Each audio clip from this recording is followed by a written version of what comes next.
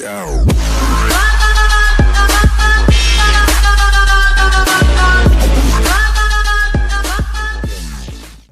guys, Duckshots here. In today's video, I'm going to be talking about Battlefield 1's Medic class, best guns, and gadgets. Now, in one of my previous videos, I talked about the Assault class, best guns, and gadgets. If you guys have not seen that video yet, I will link it down in the description below because it would be very useful for you guys that are new to Battlefield and need to learn more about the classes. Now, that being said, let's get started on the Medic class. Now, the Medic class is a very unique style to play. Depending on what kind of style you usually run, the Medic class is more of a slower type of pace. I wouldn't say it's slow by any means. It's not. You can be quick with it. It depends. But the Medic class is mainly for new players that come in from into Battlefield, because when I first played Battlefield, I used to run Medic for whatever reason. I don't really know why, and I've noticed a lot of people doing that now. But the Medic class is very unique in this game. I really like it a lot. I think it's a lot better than previous Battlefields, honestly, because it's so much more useful now. But a lot of people really don't understand how to use it, but I'm going to explain to you guys what you need to do to be able to contribute to your team and to be able to win the match because of you, and to be able to help your teammates out as much as you can. Now, the Regatti Trench, this is going to be one of the first guns you're going to start off with in the Medic class. It's a very amazing weapon. So, as far as what I've heard, I haven't really used it that much, but that's really the ones you're going to start off with. But I would recommend you guys the optical whenever you can actually unlock it. The optical has much better accuracy. 63 accuracy is much better than the regular trench. I would definitely recommend you guys that are new to Battlefield and want to play the Medic class. The Regatti optical is one of the best. The time used I've played with it is obviously a lot because I have a lot of experience with it, and I got 3 server stars with it. Now, this gun's really good as far as accuracy, and if you have a really fast, I would say, trigger finger, you're going to be able to drop somebody pretty quickly. Now, it's not always the greatest guns as far as magazines. It only holds 10 rounds, and the reload time is a little bit long because it's a self-reloading rifle. That's really what it is, and the more and more you use it, the more you'll understand not to fire off all your rounds all at once at one enemy. Try to minimize maybe 4 to 5 rounds before you decide to stop shooting, because after a while you're going to start realizing that when you hold down the trigger or just tap for no reason, you're going to have to reload, and the reload time is so long. Now, that being said, I'm going to go and tell you guys on the reload time on this thing. It's pretty long. I think it's like 3 seconds.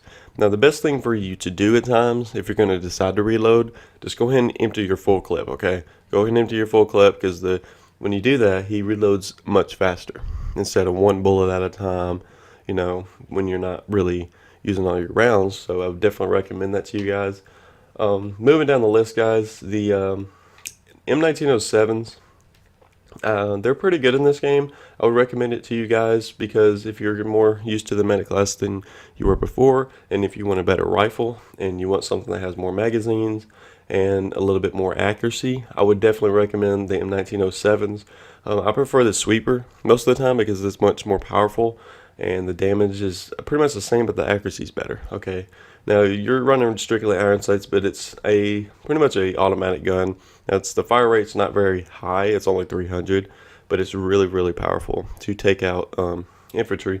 And I would recommend it to you guys if you're more used to this style of gameplay. Now, the Mondragon snipers, I would not recommend these guns to you guys because they're really not useful for the Medic class, in my opinion, especially when you're running around throwing revives down and taking out enemies. As far as you throw out med kits and you take out enemies with your other guns, but I would not recommend this because it's not really made for this type of class. But if you guys want to run it, it's strictly up to you. I'm just telling you guys what not to do, because you're going to start seeing your kill deaths and your performance a little bit lower than normal because you ain't really got them automatic rifles.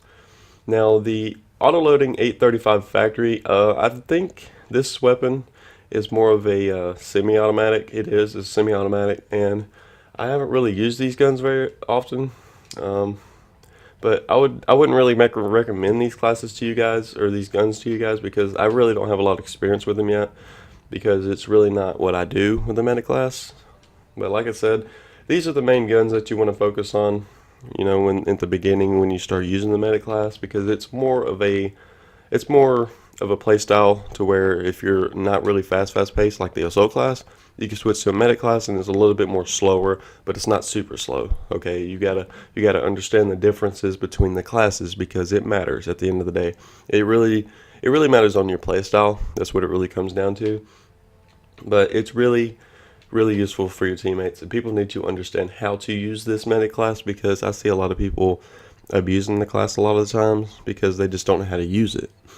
And that's probably the problem with them, because they don't really know how to use it, because they don't really have a lot of experience with Battlefield, or they just don't really care, which is a problem, and that needs to be fixed, because I don't like how that is. Now the sidearms, I wouldn't really talk about the sidearms, because in my last video I didn't really care about the sidearms, because it's strictly up to you. I prefer the M1911 because it's a really good pistol.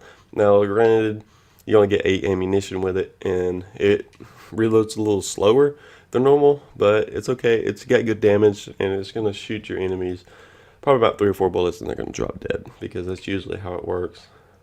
Now I want to talk about the Colibri. The Colibri is a weird gun to put in this game. It's a very interesting element in this game, because honestly I have not yet used this gun yet, because it only has 4 damage. Okay, 4 damage. You know how small this pistol is and how low of damage it has. It's going to take forever. So if you guys realize that this gun's so small and you just want to try out for shits and giggles, go right ahead, but do not put this gun in your class as far as regular running with it, because it will not help you out at all, especially when you're going to need to switch. Do not do that. Now let's talk about the gadgets today, guys. The gadgets, it depends really on what you want to do. And now my experience with the medic class, because I have so much time putting into it, I usually run the regular medical syringe, or just the strictly medical crate, or you can just run the bandage. But I have not yet run the medical crate. Medical crates heal your teammates faster, okay, and it heals them at like a radius, I would say. But I prefer the pouch, because you can actually throw them. You can throw the pouch, and it's very useful. I would not really recommend the grenades to you guys, because some of the grenades take a little while to detonate and explode, because I remember playing the beta and it took so long for the grenades to explode, and they're not really contributing to the team, except just for yourself, individual play. But I would not recommend that to you guys.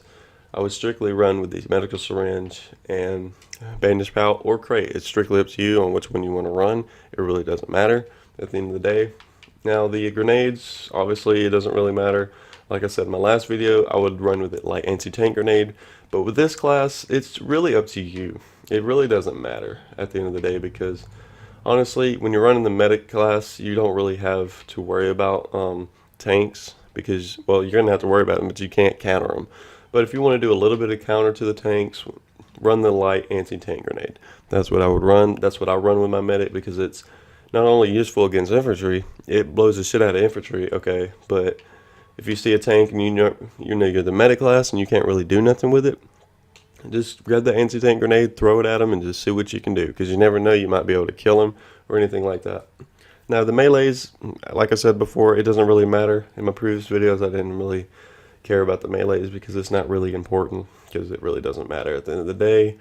Now I want to go ahead and tell everybody about the medic class. The medic class is very important. I want to see more people understanding how this class works, because the class is very important, okay? You have to be able to revive your teammates. You have to be able to get people on the objectives when you're captain, okay? And you have to be able to revive them when they're capping, because it matters. Because if you revive a teammate, it's going to start knocking up them cap points. You get more points with it, and it's very useful. So I would definitely recommend this to you guys. Now the medical syringe, it does revive at 100 health, but at certain times I would get revived by teammates or something like that, and it would be like 40 or 50 health. I have no idea why. Honestly, I think it's a bug in the game, because I've had a lot of people tell me it's 100 health, but it's not constant. It's not on a continuous basis where I get revived at 100 health. So keep that in mind, guys, when you're reviving teammates. Just try to revive them in a very useful area and very safe area. So It'd be helpful for your teammates. And that's really all I got today, guys. I hope you guys enjoyed this video today. And as always, I will catch you guys in the next one. This is Duckshots signing off.